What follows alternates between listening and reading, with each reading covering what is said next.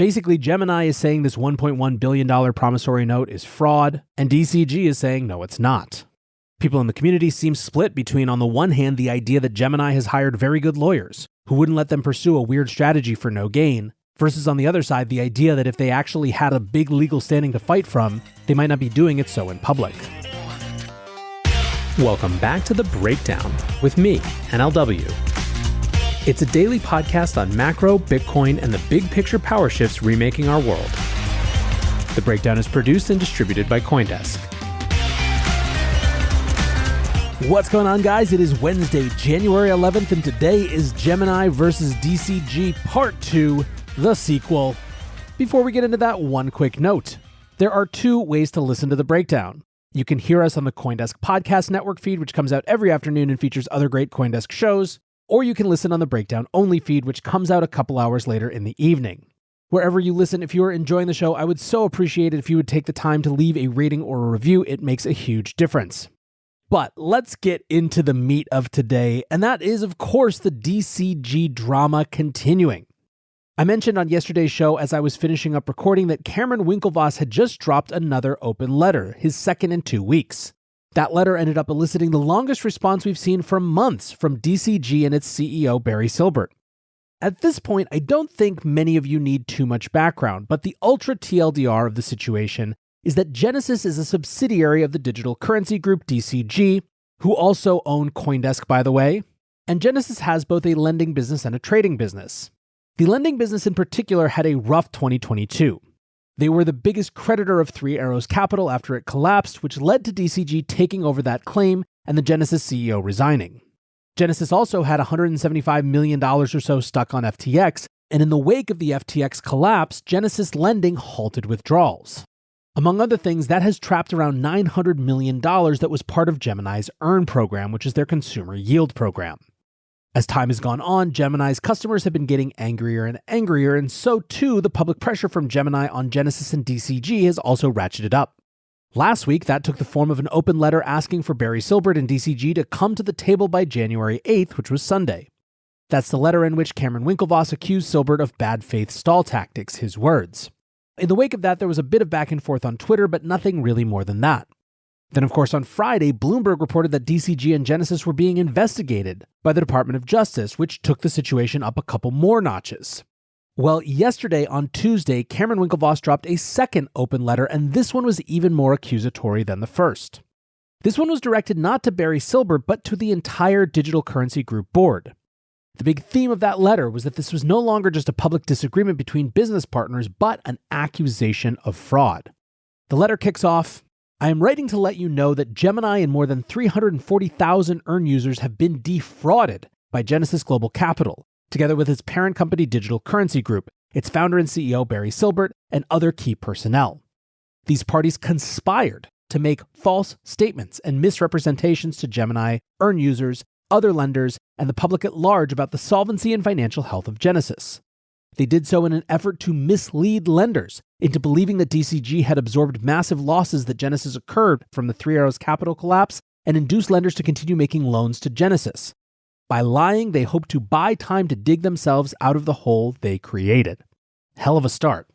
So, fraud by way of lying about the financial health of Genesis. That's the key idea here. So what then are Cameron's arguments? First, he said Genesis lended about $2.36 billion to Three Arrows Capital. Second, after the collateral was liquidated, that led to a loss of about $1.2 billion. Third, Winklevoss claims that at that point, DCG could have restructured the Genesis loan book or patched the hole, but that it didn't do either. Quote, "Beginning in early July 2022, Barry, DCG, and Genesis embarked on a carefully crafted campaign of lies to make Gemini, Earn users, and other lenders believe that DCG had injected $1.2 billion of actual support into Genesis. Now, this campaign of lies is what the accusation of fraud rests upon, so what are their arguments here? Winklevoss writes, on July 6th, Michael Morrow, then CEO of Genesis, tweeted, DCG has assumed certain liabilities of Genesis related to 3AC to ensure that we have the capital to operate and scale our business for the long term. This statement was false and misleading. In reality, DCG had not ensured that Genesis had capital to operate. In fact, DCG hadn't given Genesis so much as a penny of actual funding to make up for the 3AC losses. Instead, DCG entered into a 10-year promissory note with Genesis at an interest rate of 1% due in 2032. This note was a complete gimmick that did nothing to improve Genesis's immediate liquidity position or make its balance sheet solvent. And even though DCG was tagged in Morrow's tweet, no one from DCG, including Barry, bothered to correct his misstatement. Now, holding aside the PR-ness of this whole fight here, this question of the 10-year promissory note in terms of how legitimate it is and whether it represents Genesis and DCG businesses operating at arm's length is one of the key questions in this whole affair. Now, Winklevoss's letter goes on to argue that there were more lies in private communications, and that DCG had not in fact absorbed the 3AC loss as claimed. Instead, the letter argues DCG and Genesis were engaging in, to use Winklevoss's words, accounting fraud.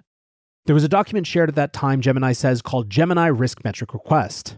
Winklevoss writes, quote, "The financial position per asset section of this document contained what we have since discovered to be at least two critical misrepresentations. One, it characterized the DCG promissory note as a current asset within a subcategory labeled Other Assets, and two, it valued it at $1.1 billion. First, as a matter of generally accepted accounting principles and common understanding, a, quote, current asset refers to cash, cash equivalents, and other assets that can be exchanged into cash within 1 year. A promissory note with a principal repayment due in 10 years falls outside of the definition of a current asset by a country mile. Second, there is no market on earth that would value an unsecured long-dated promissory note at face value. The net present value of this note would be heavily discounted, approximately 70%, to reflect its value as of today, perhaps $300 million. So as you can see here, it is this promissory note, this 10-year promissory note, that is really at the guts of this thing. Now, the last section of Winklevoss's letter, which accounts for almost 2 pages, effectively amounts to an accusation that the only way in which Gemini would have gotten itself into this situation was if it wasn't serving its own interests as an independent company, but instead serving larger DCG goals. This is an argument which, if accepted to be true, would obviously undermine the narrative of independence between DCG and its subsidiary. This undermining of the distance between DCG and Genesis is clearly Gemini's goal with this letter. Now, to get specific, the letter argues that Genesis's goal was never to make as much money and manage risk as it might have been if it was independent. Instead, they argue it was to prop up the Grayscale Bitcoin Trust NAV trade. Remember, for much of the run-up in 2020 and 2021, GBTC traded at a premium to the underlying Bitcoin it represented. In 21, however, that switched. Here's the way Winklevoss characterizes what happened then. Disturbingly, not only did Genesis not close out 3AC's position when the NAV trade inverted, something any rational independently operated business would have done, it continued to lend to 3AC on attractive terms and accept GBTC as collateral. For Grayscale, this had the desired effect of keeping GBTC shares from being sold into the market, which would have depressed the share price and further widened the discount to net asset value. But for Genesis, this had the undesired effect of keeping its risk position open and allowing it to grow. Why would Genesis enter into a toxic risk position where the best it could do was not lose money? Things only begin to make sense when you realize that the Bitcoin this swap was stuffing into the Grayscale Trust like a Thanksgiving turkey is stuck there forever. It can never be redeemed, or at least until Grayscale, in its sole discretion, decides to implement a redemption program allowing GBTC shares to be converted back into Bitcoin. As a result, Barry was comfortable with Genesis loading up more and more on this toxic trade because it was a gambit to feed the Grayscale Trust, Barry's financial Hotel California that would print money for the DCG universe in perpetuity. The end would justify the means. So here's the money shot of this Winklevoss open letter. Quote, "Instead of booking these swaps as the risky derivatives that they were, Genesis hid them by mischaracterizing the first and last legs of these swap transactions as collateralized loans on its balance sheet.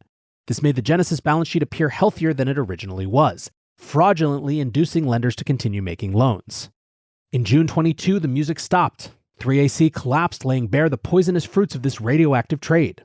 Instead of stepping up to solve this self-created problem, and despite having earned more than $1 billion in fees, all at the expense of Genesis lenders, Barry refused to take responsibility. Instead, he resorted to committing fraud to protect his ill-gotten gains." At the end of the letter, Winklevoss demands that Barry be replaced as CEO of DCG. Now, we'll get into the longer Barry and DCG response in just a moment, but quite soon after Winklevoss tweeted this letter, the DCG account responded.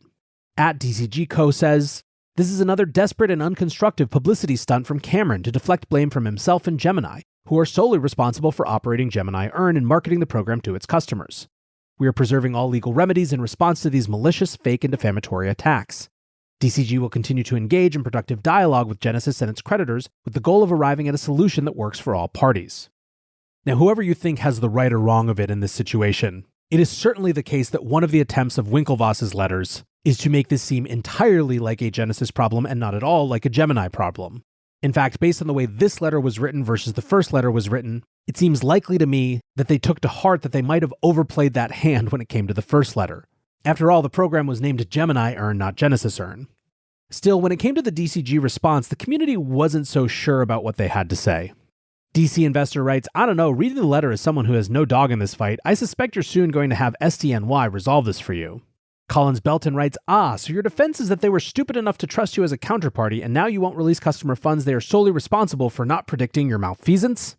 However, while there was a lot of skepticism around DCG's initial response, there was also a broad sense that the open letters reek of, if not desperation, then clearly limited options. Pentoshi responded to the Cameron thread saying, Cameron, deadline January 8th. Reality, there is no deadline. We tipped our hand and don't have one. We will literally do nothing. Lee Drogan from Starkiller Capital says, JFC, just sue him into bankruptcy already. That's where this is going, enough with trying to get him to play ball. Ram Aluwalia, who has been following the situation closely, writes, Cameron's letter does read like a formal complaint. It also opens the door for Gemini Earn clients to sue now, and these loan terms will be aired in Discovery. DCG now has another off-balance sheet liability in the form of lawsuits. Coin Bureau writes, one can imagine how bad it has to have become for Cameron to publicly accuse Barry of fraud on Twitter. He wouldn't have done so if his lawyers didn't think there was substantial evidence of it. And it's only Tuesday. Still, Scott Johnson, the general partner at GB Capital and finance lawyer, says if you actually have a claim that makes sense to pursue, you don't need to issue public nastygrams. Seen so many out-of-court restructurings, and it's painfully obvious by actions who has leverage. And here it's not Gemini. Just a flyer to hopefully build public pressure. But then again, the flip side from some folks like Bitcoin Jack is don't forget Winklevoss hired Kirkland and Ellis. Anything they publicly say is carefully crafted, reviewed, researched, vetted, etc. by creme de la creme of lawyers. So I assume that means they think/know they have a strong case, otherwise this opens them up for serious countersuit. So anyway, all of this would obviously be some serious developments if nothing else had happened, but after months of near public silence, Barry Silbert and DCG decided to comment on this one. The response took the form of a DCG shareholder letter. The first part of the letter was excerpted in a thread from Silbert himself. It was frankly a lot of background and context setting, with the first paragraph being a rehash of what DCG has done, the second paragraph being about the early days of the industry, the third paragraph being about how hard the last year has been, and then it just sort of ends. However, there is a whole separate section, and that's really where the meat of this was. The second section was organized as a Q&A, and the thrust of it was pretty clearly and transparently to reinforce the argument of distance between DCG as a holding company and its subsidiaries as independent concerns. Question 2. How does DCG interact with its wholly owned subsidiaries? Quote, since DCG was founded, our subsidiaries have launched and operated as independent companies with their own management teams, financial and risk management protocols, and legal and compliance oversight. Each subsidiary has its own culture, operational structure, and incentive mechanisms. Every aspect of each subsidiary's day-to-day business is directed by the respective subsidiary's leadership team. DCG has a team of approximately 50 individuals that makes investments, supports our portfolio companies, and provides strategic guidance and general oversight to our subsidiaries. To be abundantly clear, DCG does not direct any trades, loans, or borrows from Genesis's business. Question 3. Do DCG and any of its wholly owned subsidiaries commingle cash? No, each of DCG's wholly owned subsidiaries has its own bank accounts, securities accounts, and crypto accounts, and maintains separate books and records. Now we get to the meaty bits a few questions later. Question 7. How much does DCG owe Genesis Capital? DCG writes, like hundreds of other institutional investors, DCG borrowed capital from Genesis Capital, the lending arm of Genesis. These loans were always structured on an arm's length basis and were priced at prevailing market interest rates. This answer then goes on to discuss the loan that matures in May of this year, plus some other smaller investments. Of course, that doesn't get to the thorny question of the Three Arrows Capital promissory note, which comes later. Question 13. What was DCG's relationship with Three Arrows Capital? DCG has never had a relationship with Three Arrows Capital. Barry does not recall ever meeting, speaking with, or otherwise privately communicating with the Three Arrows Capital principals, aside from an introductory call with one of the co-founders in 2020. DCG has never coordinated purchases or sales of GPTC or any other investments with Three Arrows Capital. Genesis had a trading and lending relationship with Three Arrows Capital, and Three Arrows Capital defaulted on its loans from Genesis. Separately, Three Arrows Capital was an investor in various Grayscale products. But then the bigger one, question 14. Why did DCG take over the bankruptcy claim against 3AC, and what did DCG get in return from Genesis Capital for the $1.1 billion promissory note? Quote, until the summer of 22, Genesis Capital was the premier crypto lending firm in the world. When 3AC defaulted on its loans from Genesis and numerous other lenders in June 22, there was palpable fear in the market of contagion spreading through and devastating the entire industry. That was one consideration in DCG moving to assist Genesis Capital. In addition, DCG firmly believed that substantial demand for institutionalized prime brokerage services would continue once the crypto market stabilized. Genesis had unrivaled expertise and the best institutional client base in the world, having built the first institutional crypto trading desk in 2013 before eventually launching Genesis Capital in 2018. Thus, DCG believed that Genesis, both the trading division and the lending desk, were worth protecting. DCG and its board determined that it was in the best interest of Genesis, its lenders, and DCG to try and help support Genesis. The mechanism that was recommended by our financial and legal advisors, with input from our accountants, was for DCG to assume the 3AC claim and replace it with the promissory note due to Genesis. The $1.1 billion promissory note, which matures in 2032, represents DCG's assumption of liabilities owing to Genesis from 3AC in connection with their default in June 22. DCG agreed to assign and exchange Genesis's $1.1 billion unsecured loan receivable from 3AC, the recovery of which was highly uncertain, with the promissory note from DCG. DCG did not receive any cash, cryptocurrency, or other form of payment for the promissory note. DCG effectively assumed Genesis's risk of loss on the 3AC loan with no obligation to do so. Importantly, the $1.1 billion promissory note is not callable and does not contain any other similar features of a callable bond. Additionally, Genesis assigned to DCG its claims against 3AC, and as part of the transaction agreed that any recovery received by DCG in respect to the 3AC liquidation will go directly to paying down the $1.1 billion promissory note. Now, the rest of the Q&A are largely used to disavow other bad actors in the ecosystem. Yes, DCG invested $250,000 in FTX's Series B and had a small trading account with them, representing less than 1% of their transactions, but Barry had no relationship with Sam other than an email conversation in the middle of 22, and of course, Sam was never on the DCG board. What's more, no, DCG didn't have any relationship with Celsius, and no, DCG wasn't involved with Terra Luna, aside from purchasing 60,000 Luna tokens in late 21 and early 22 to help Foundry set up a staking node. And finally, no, of course, DCG doesn't have any knowledge or reason to believe there is an Eastern District of New York investigation regarding intercompany loans. So that's what DCG had to say about itself. Join CoinDesk's Consensus 2023, the most important conversation in crypto and Web3, happening April 26th through 28th in Austin, Texas. Consensus is the industry's only event bringing together all sides of crypto, Web3, and the metaverse. Immerse yourself in all that blockchain technology has to offer creators, builders, founders, brand leaders, entrepreneurs, and more. Use code BREAKDOWN to get 15% off your pass. Visit consensus.coindesk.com or check the link in the show notes. Now, when it comes to community reactions, first of all, people were not impressed with the thread itself, which, as I mentioned, was just the starting letter cut up into Twitter form. Hall Press, North Rock Digital writes, this letter really answers zero and does zero to move the needle. Just more nothingness for months likely. My base case is that both Genesis and DCG end up in bankruptcy, but don't think this leads to any material selling and think the market has already digested it. Autism Capital writes, what kind of statement is this? 10 tweets with nothing said. In the Q&A posted on the website, Barry makes huge effort to separate DCG and Genesis, claiming DCG had no commingling of funds and DCG had no relationship with Alameda, Sam, FTX, 3AC, a lot of, quote, Barry does not recall. Geborger Box simply quoted an Italian proverb saying 100 wagon loads of thoughts will not pay a single ounce of debt. And when it comes to the substance of that effort to separate DCG and Genesis, people are sort of seeming to assume that it will be figured out in the long run. Lee Drogan again from Starkiller Capital writes, does Barry really not think everyone has the receipts and that when the DOJ knocks on everyone's door, they're going to hand him over? So that is more or less where things stand right now. Basically, Gemini is saying this $1.1 billion promissory note is fraud, and DCG is saying no, it's not.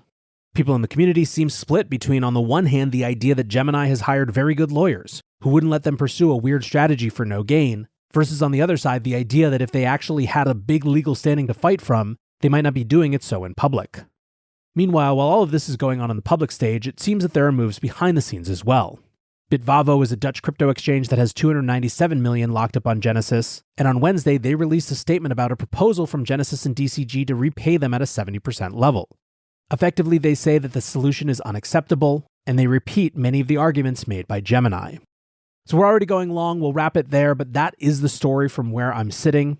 At the risk of covering the play-by-play like the psychodrama that it is, the DCG and Gemini situation continue to strike me as the most important or significant potential contagion left in this ecosystem, or at least one of the 2 or 3 biggest sources of potential contagion. It's certainly the one that's farthest along in the development of the story, and one that will, some way or another, have some resolution. What's more, the principals involved keep ratcheting up the stakes with their public statements. And so, like it or not, this is a story that we have to keep our eyes on. Hopefully you're working on much more interesting things. And whether you are or not, I appreciate you hanging out here and listening. Until tomorrow, be safe and take care of each other. Peace.